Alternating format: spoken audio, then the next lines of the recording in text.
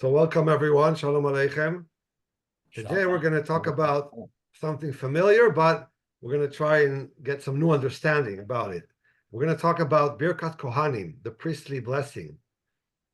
And we're familiar with it because it's part of our liturgy, not just part of the Torah reading, which we just read this past Shabbat, but those three lines are so famous because the priests go on and do this dramatic blessing of the people, or they actually ask God to bless the people.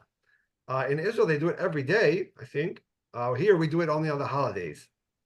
But let's start. I want to grab your attention with a poem, a famous poem that many of you, I would arguably the most famous poem that high schoolers learn. What would that be? Robert Frost? Mending Wall. It's my favorite. Oh, okay. This was mine. The Road Not Taken. So, is it familiar to some of you? Yes, of course. Right? It's a famous poem, Two Roads Diverge in the Yellow Wood. So, have a look at it. We're not going to read the whole poem, but we're going to come back to it. And how is this poem going to connect to the priestly blessing? Okay? The famous two lines at the end, or three lines. Two roads diverged in a wood, and I took the one less traveled by, and that has made all the difference. Okay, just put that in the back of your mind. So let's start now with the Birkat Kohanim, the priestly blessing. And what questions do arise when we read this priestly blessing? So, How come the priests are never in tune? Right. So they don't have to sing it in tune at all, but you're right. We are very familiar with the Varechecha Adonai ve'yishmerecha. But they're not obligated to sing it that way. So let's give the background, because we know these three verses here in the colors, but really it starts a verse earlier.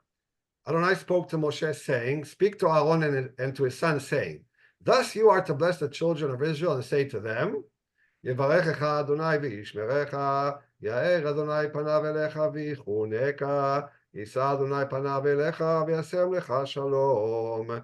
But then there's one more verse that ends this paragraph, V'samu et shmi al bnei Israel v'ani avarchem. So they are to put my name upon the children of Israel, that I myself may bless them. And why is that added?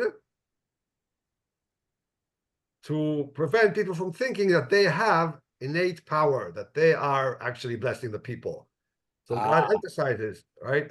It's I am blessing them. See that's not because it's so easy for people who look at it from the outside and don't know our whole, theological underpinnings of Judaism, to think, oh, these people are very, very holy and they have some power to bless people.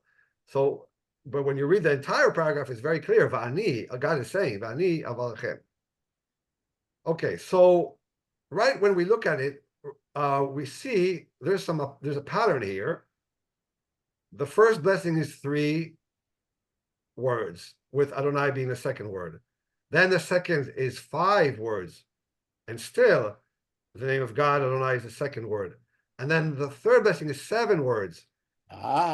Right? And still we have the Adonai as a second word. So clearly there's a cadence to it. We go from 3 to 5 to 7. What does that symbolize? I think that symbolizes multitude. That symbolizes growth. That symbolizes the growth of blessings. More and more. They'll be copious. And also this it's 3, 5, 7. It's like a pattern. And then we see a pattern between the 2 last verses. What's similar in both of them? Let's see the English too. So here's the JPS 2001 translation. So you have the Hebrew and the English. And there's a lot of problems with this translation. Yes, there is. Yes. Okay. So the first blessing, the Lord bless you and protect you. That's straightforward. That's straightforward. The only Translation. thing is, why do they put it that way? Why not may the Lord bless you? So I looked in the This is actually what's in the red chumash in the JPS, but in the footnote they say, well, this is what it means. It means may the Lord bless you. Okay, I don't know why they didn't put may the Lord in the actual translation, but that's not a major point. The second blessing, look how they translated it. And what problems does it? Why is it problematic? Why is it not sufficient? Because it's not a translation. It's right. Because where's the panim? Where's the face? Yeah. And where is especially what's panim again. The panim is in the third one, so you lose the connection. Right, and exactly. So two problems. You lose that there is a connection between the second and the third, which was what I was getting at. But you also lose the first word, Ya'er, comes from the word ol. What does ol mean? light. Light. So where's the light here in the translation? You have to connect it somehow to light. It doesn't have to be the word light, but something that indicates light. And it's not there. And then Yisa Adonai panav elecha. That's a mysterious phrase. What does it mean? God will Yisa panim, his face. They think it means bestow his favor, but again, there's no mention of the word. The Hebrew word is panim. We say sheina ponim in Yiddish, right? Yeah. Right. A beautiful face. So maybe they're afraid of anthropomorphism. So we don't want to say that God has a face. But Well, I have another possible. right, but we all understand it's a metaphor.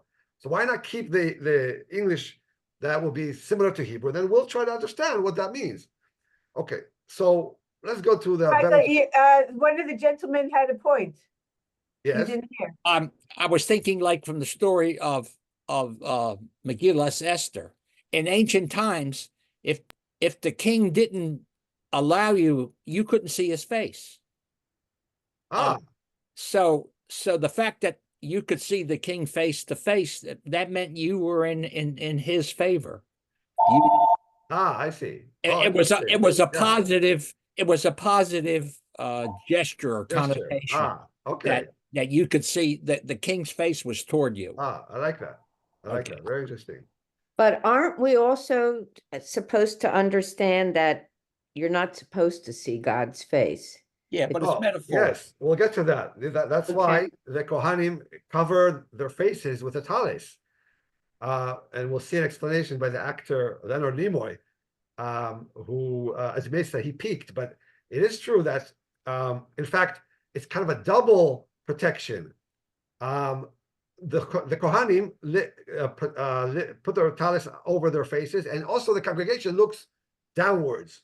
Right. Because the Shekhinah is entering the synagogue at that moment. And that was the fatal mistake that Nazi made in the Raiders of the Lost Ark. Right. He didn't cover. So, but just to point, and I want to dedicate this class today to the memory of my grandfather, Benjamin Osher. His yard site is tomorrow. May his memory be for So a family story. So my father, alav shalom, when we were in shul in Birkat Kohanim, he said, "Don't look down. It's almost an insult to the Kohanim that you don't want their blessing." So then we asked him, "But aren't we not supposed to see their faces?" He said, "Exactly. That's why they're covering their faces. You don't need double protection from it. It's enough that they cover their faces, so you're not seeing the Shekhinah. That's what they're covering. But to look away, he felt, is almost an insult to them, like you don't want their blessing." So where did all these Bubba Mindses come from that, if you look, you're going to go blind? I mean, that's what kids were told. Yeah. I mean, the Bubba Mindses flourish in our world. So, but when you think of it, if you're going to get a blessing from somebody very, very important, and then you looked away, that would be rude. And so it doesn't make sense what my father used to tell us, that we should look forward to them, and they are behind their shawls, prayer shawls, so that, first of all, they don't see us, and we don't see their faces. And so we can focus on the meaning and on the words. And anyway, so that was our custom in my family. So now let's go to a different translation. Professor Shakin, so he tried to make the translation true to the Hebrew. So the first one, we said it's straightforward. May Adonai bless you and watch over you. And now look what he did in the second one. He did connect it to light. May Adonai shine his face toward you and favor you. So there's the light. He says, okay, it doesn't have to be the word light, but it has to connect to the idea of light. Mhm. And then the third blessing, Isapanim. He did put and in both cases, he put the word face.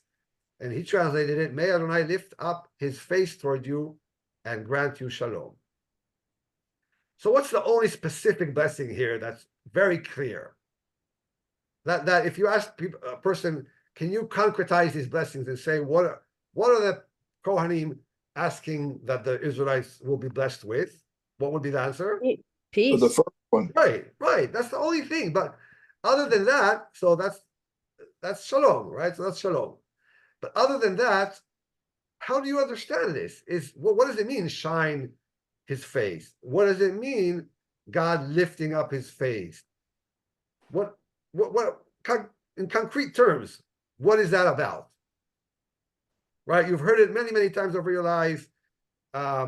We say during the Chazarat Hashatz, but even when we don't do the Duchanim, right? The repetition of the Amida, we say these.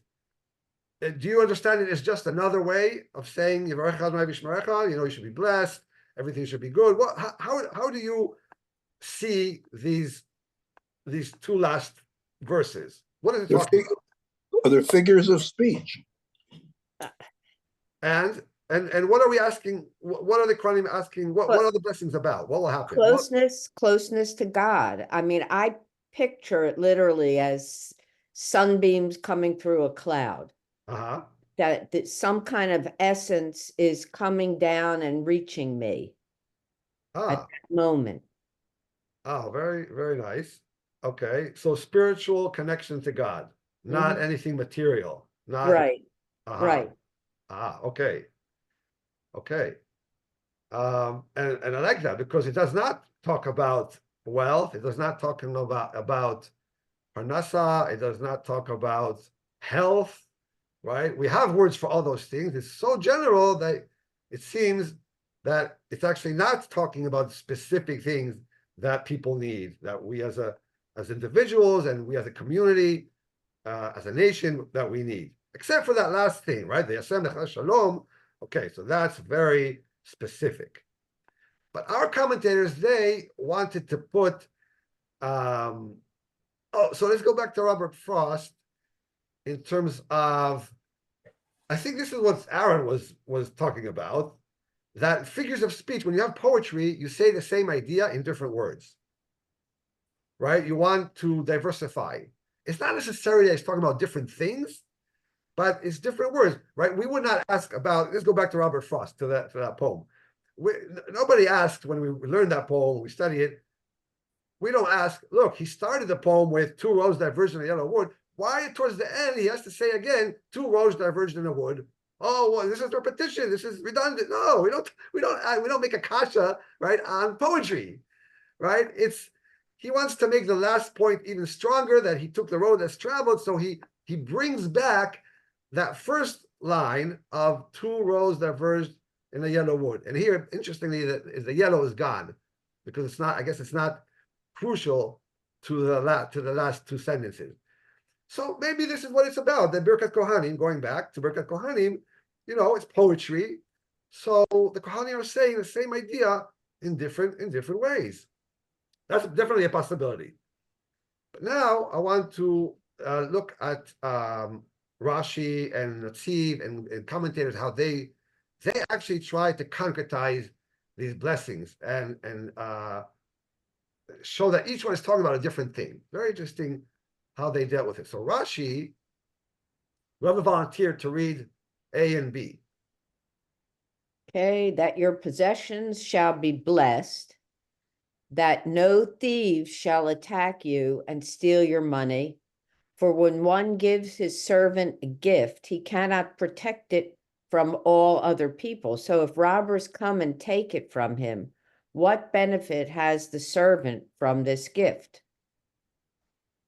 I don't get it. I don't get it at all. Oh, Right.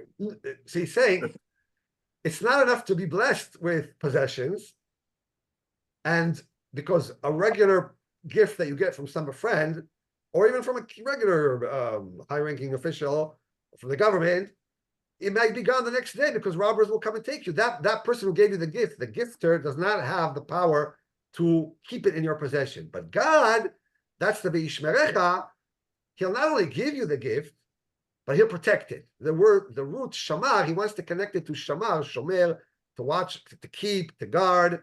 So that's the difference. God's blessings, God can also ensure that they will remain with you and nobody will take them away from you. Because what good is a blessing? Okay, let's say possessions. What good are these possessions that you're going to get if the next week they're gone because somebody broke into your house? So that's the difference between Yivarecha and Yishmerecha. Then the Ya'er, so now you want to read the next slide? Okay, may he show you a friendly, smiling countenance, a beaming countenance. Okay. So he does connect it to the O, to the O is joy in Rashi's understanding. So it's a little bit like what you said, Natalie, beforehand, that God is coming through the clouds, the beams are coming through the clouds, the light, God lights up your life. Again, a metaphor, okay? And then the third line is very interesting, very, very perplexing. Read the third line, please. Okay, this expresses the idea, may he suppress his anger. Okay, so this is very strange. So you're sending your kid off to camp, and you're giving him a blessing, and you're saying, when you get, may the counselors and the head counselors never incur wrath upon you. What kind of blessing is that? Right? Like, who blesses kids or anybody that way? And where did Rashi get this idea that it's talking about God suppressing his anger? So I'll tell you right now. That God is always angry at us. I mean, that's contrary to virtually every other prayer that we pray. I don't think he meant, I don't think, it's a good question. I don't think he meant always. I think when God is going to get angry at you because you misbehaved, you didn't follow the mitzvot, you went and worshipped idols, then he won't punish you completely. He'll suppress some of that anger, and it won't be, an all destructive. It won't be explosive. It won't be kind of that kind of thing. That the punishment won't be, or he'll have mercy, not give you punishment at all, or that the punishment will be light and not severe. But why even talk about punishment when you're blessing people? I think he fell into the trap of literalism. So he saw the words isapanim, and there's another place in the Torah where that phrase actually does mean don't incur wrath. So where is that? That's in the story of Jacob and Esav. Yaakov sends Esav. Remember, this is when Yaakov wants to make amends. It's 20 years later after he stole the blessings, and he still feels that guilt, and he thinks that Esav is so angry with him, and he sends gifts with messengers. And he tells them in the verse, Ulai Isaf Fanai, maybe Esav will suppress his anger. Let's see it inside the whole verse. I'd like to show just half verses. So here's the verse in the entire verse where Yaakov, he's not talking directly to Esav, he's talking to the messengers.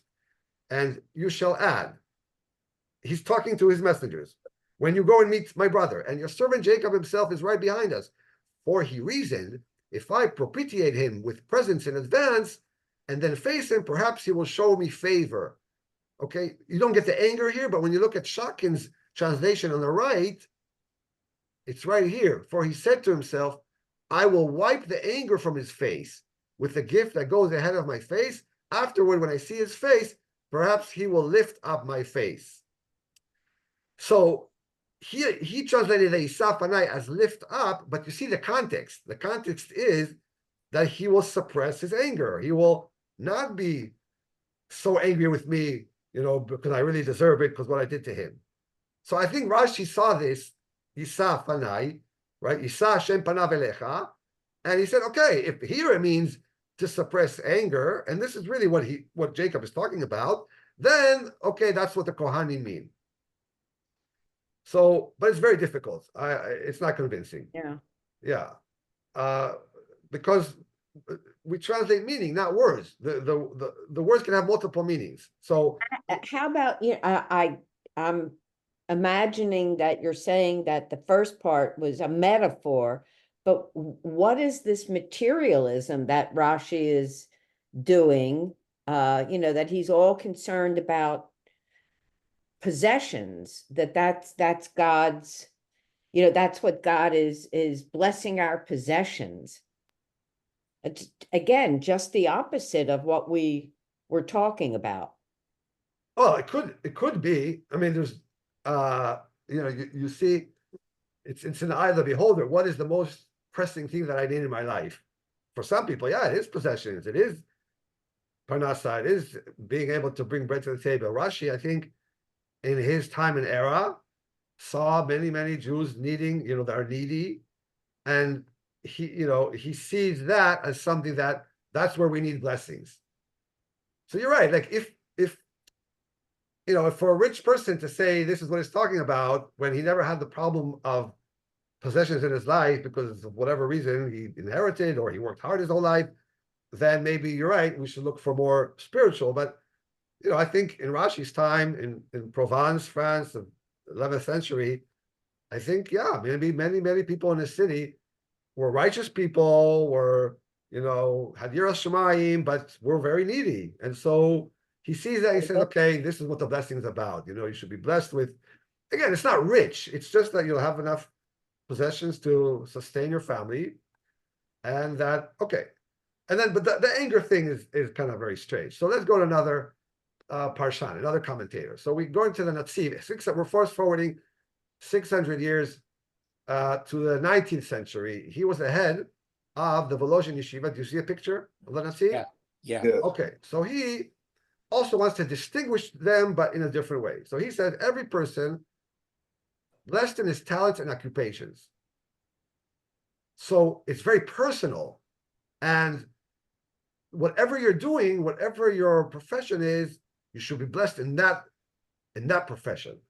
That's why it's in the singular. He's focusing on the, right? It could have said Yivalchechem, Adonai v'yishmerechem, and there are places in the Bible that it is in the plural tense, but here it's in the singular. So why?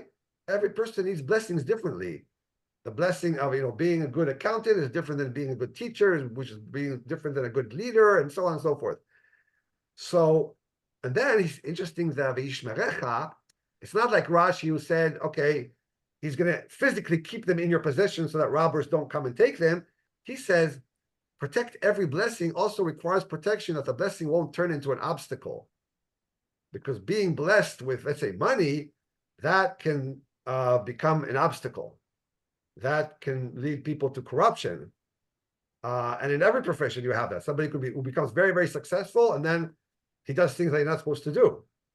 So the Netziv says, that's what he's talking about. It's not enough to have bracha. Sometimes the bracha actually works so well that now it's time, we have to make sure that you're protected from the traps that bracha might entail. Then he goes on to the next line, and he does focus on the all, on the light, on shining, and he says, God shines his face so that everyone will see that it's God's protection, not mazel. Some people are successful, but it's not clear that it's God's protection. So that's where the light comes in. When God shines the light, everyone sees this is a blessing from God. Okay? But it's not clear from his commentary here. What about hard work? People work hard and then they get blessed. So, in that case, people don't say mazel. People see somebody who worked hard his whole life and now he has a comfortable living. I don't think people say it's mazel. People will say he worked hard and God blessed him. So I'm missing that in his commentary. It's not either or. It's not either God or mazel. There's maybe what most people have in their life, which is they work hard and then, they see a blessing in their work. Okay, then the last line, so the panim are midot, according to the Netziv. Panim are God's midot traits. God's traits of mercy and compassion will be directed to you. So again, he concretizes this idea of what does it mean, Yisa panim? Not like Rashi, suppress anger, and of course it cannot be literal. So it's midot. Here's more, here it's not possessions, it's not wealth, it's not It's mercy and compassion that God will have toward you. I think that fits with the shalom, right? So mercy and compassion and peace, those go together. Okay, now let's go backwards to the 17th century. Rabbi Shlomo Lonshitz, he came up with a novel idea that these are three different stages of the relationship between Am Yisrael and Hashem. And the first blessing, and he likens it to a mother and daughter. Let's just talk about parents and kids. So, well, actually, he says daughter and mother, so we'll stick to what he says. May God bless you and protect you. God is over you. God is like the mother who is protecting and making sure that her little kid won't be in danger, won't do anything that could be a hazard to her health, guiding her through, learning to read and write and growing up. So that was when God took us out of Egypt. We were nothing. We didn't have Torah. We didn't have ability, spiritual independence. We didn't have any capability to rise above, we were slaves.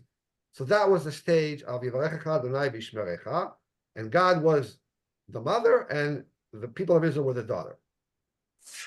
Then the second blessing, he looks at the word Elecha. El is toward. So the direction here is different. God is not looking above us, down towards us, but he is looking toward us. That indicates that he is below us, above us, or on the same level. What do you say? Same level. Same Right, level. exactly. And that's what he says. He says later at Mount Sinai and through the prophets, God talks to us and we are like peers. So sometimes, just like peers argue and sometimes they don't listen to each other, that's what happened. There's the golden calf, then there's the idols when they enter the land of Israel, then there's all the Isaiah and Jeremiah castigating them for straying and for worshiping Baal, but then coming back to God. So, but God is talking through prophets directly at the people of Israel. So he says that is what the second blessing is talking about. Okay. And then he says something very bold about the third blessing. The third blessing, remember the phrase, that enigmatic phrase, Yisa panim, Yisa Adonai panav elecha. And really the word Yisa panim, Yisa is to raise, to lift. So God lifts his face. So says Kriyakar, yes, now Israel is, so to speak, above God, and God needs to look up to us. Oy. Why? Because there's no more prophets. God doesn't talk to us directly. And so from after the post-temple period, when prophecy ended, until today, we're in a continuous period where God cannot say anything to us. God cannot send us any messages. And so he's looking up to see how are we going to interpret the Torah. And he uses the word Tzaddik Moshel Beirat Adonai. That Tzaddik, he has control over this whole religion thing. Because the way he interprets it, that's what is going to happen. Nothing is going to come out of the sky and tell him you did something wrong, you misunderstood, you abused religion. No, it's all up to us. There's nobody today to tell us if people do, and people do. I think people do today abuse religion and use it for other purposes than it wasn't designed to, for power, for land grabbing, for all kinds of other things. But there's nobody to tell it to us. There's no prophet. There's no Yeshayahu and Yirmiyahu. And so God is looking up to us to see, are you interpreting religion to do Kiddush Hashem, or are you interpreting in a way that will do Chilul Hashem? It's all up to us. So I think it's very bold for a 17th century rabbi in Prague to say that God has no control over it. And now God is the daughter. That's the words that he uses. God is now the daughter, and the people of Israel are the mother. It's fascinating the way, and it really shows how much responsibility we have in interpreting Yiddishkeit and interpreting the laws, interpreting Judaism, and how we organize our communities. Because the sky's not going to open up and say, oh, this was wrong, or this is how you're supposed to do it.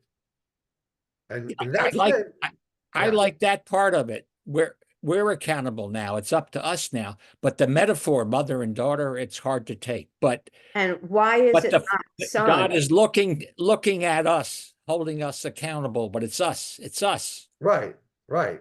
Yes, that's his emphasis. I think, yeah, the mother-daughter was just kind of metaphor to make it maybe more clearly understood, but it's really what you're talking about, Bill. That's his whole point, that it's all up to us now. There's not going to be any more prophets. There's not going to be any way for God to communicate God's desire to us and God's approval or disapproval. It's all up to us. And really that puts the onus on us, right, to do the right thing. So that's the If you accept that, then, there's logical places to go from that where there's no longer an omnipotent God. What does that do to our concept? If we're gonna go with that idea, yeah. what I point? mean, well, what does omnipotent mean? Like the reward and punishments? No, that God has control. God has control when God chooses in the universe. And God may not choose to have it at times, but this is saying that we're in charge of everything. Oh, what, Natalie? I think that's called the bug out theory. Yeah, that's Hashem said, "Here it is. Here are the rules. Now it's up to you." Yeah. I think he's Yeah. I don't think he's talking about generally the universe, but more about the rules, more about the Torah and its interpretation. And that's a whole separate question about divine providence and control of history. There's different, Shittot, there's God is not intervening, God is intervening. God just created the world and left it to whatever happens. Yeah, it's like the watchmaker God that we don't accept. Right. So there's different interpretations of that. But I think here he's focused only on how we interpret the Torah. That's Yes. I think he's just focused on that contrasted to the prophets who told the Israelites they're doing something wrong, and in very, very strong verses rebuked them and admonished them, and even when they were trying to use religion to justify them, said this is not religion, this is Chilul Hashem, you're abusing religion. Today there's nobody to say that. It's all up to us. I think that's what he's talking about. I don't know his personal history. All I know is he was a rabbi in Prague and he wrote a very interesting commentary called Kliyakar, you see here on the left. So, I don't know what events in his life and things that he saw in his community maybe prompted him to say this, but I think it's very bold and very interesting for a rabbi in that era to say this. Yeah. So we ran out of time, so we're going to continue this next week. And next week will be our final lesson for the season. So thank you all for joining us. Thank you. Yashakoa. Thank you. Yashakoa. Bye-bye.